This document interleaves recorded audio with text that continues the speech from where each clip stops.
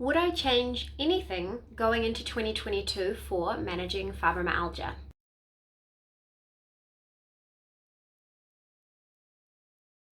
Hi, I'm Melissa from melissaversusfibromyalgia.com, and I have been sharing my journey so that it can help you in your journey.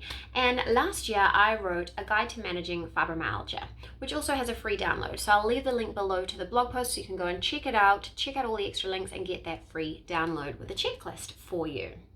So basically I have been thinking through what I've done well in 2021, what I might change in 2022, and in terms of just my fibromyalgia management strategy, probably not much actually. I haven't got anything on the list to experiment with, and there's no way I'm changing anything about my core protocol.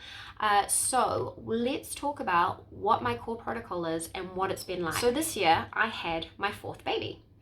He has not really slept in 7 months. He has reflux, and he has basically slept in 1 to 2 hour blocks his whole life. And in addition to this, we've spent a lot of this year in lockdown with 4 children under 8 years old, which, as you know, is probably not that fun.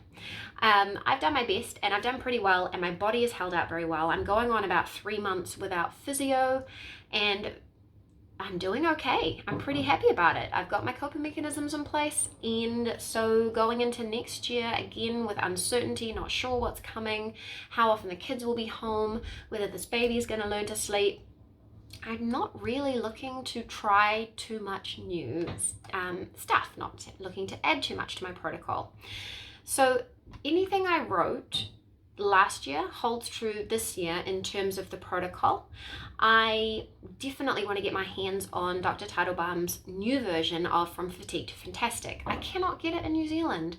Well, I looked at getting it sent here, but the cost of the book plus shipping is ridiculous.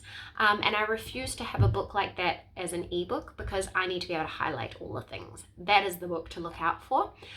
So that is something that I really want to do. But my key things that I do, which you probably know about if you've been following me for any amount of time, low-dose naltrexone. That is going nowhere. It has changed my life. And I've got links to videos and posts all about low-dose naltrexone in case that's something you want to research. Recovery factors. I tried a couple of experiments this year to see whether or not it works for me. Absolutely it does. It is absolutely worth it. 100% not going off that. So those are my 2 foundations. Of course, I continue pacing, so I have a certain amount of energy. I'm about 70% on the CFIDS rating scale. I have my yoga nidra in the middle of the day, but otherwise I'm doing pretty well on my work to rest ratio and my overall plan. But I'll leave more links about pacing for you.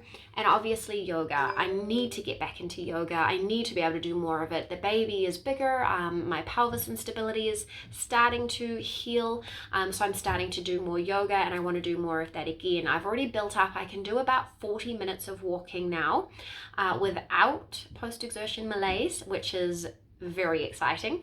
And my steps count each day is sitting at 8 to 9K as an average. So some days we don't get to leave the house because it's raining, so we can't go for a walk, so it's lower. And the days we get to go for a walk, it's about 10. So I've managed to build that up really carefully after a pretty inactive pregnancy with my pelvis issues. And the yoga, I'm doing more and more. I've never stopped in terms of my individual poses and my restorative and yoga nidra, but just the real strength building yoga, I'm getting back into that. And so that's basically everything in my core protocol right now. Those are the things, that's all I take, and that's all I'm researching and that kind of thing. Obviously things change according to whatever your context in life, but actually for me, blogging, having an online business, and having my children works really well for me physically, because the one thing I have to manage at all times, no matter what, is my neck. and I managed that well by not sitting on the computer for too much time.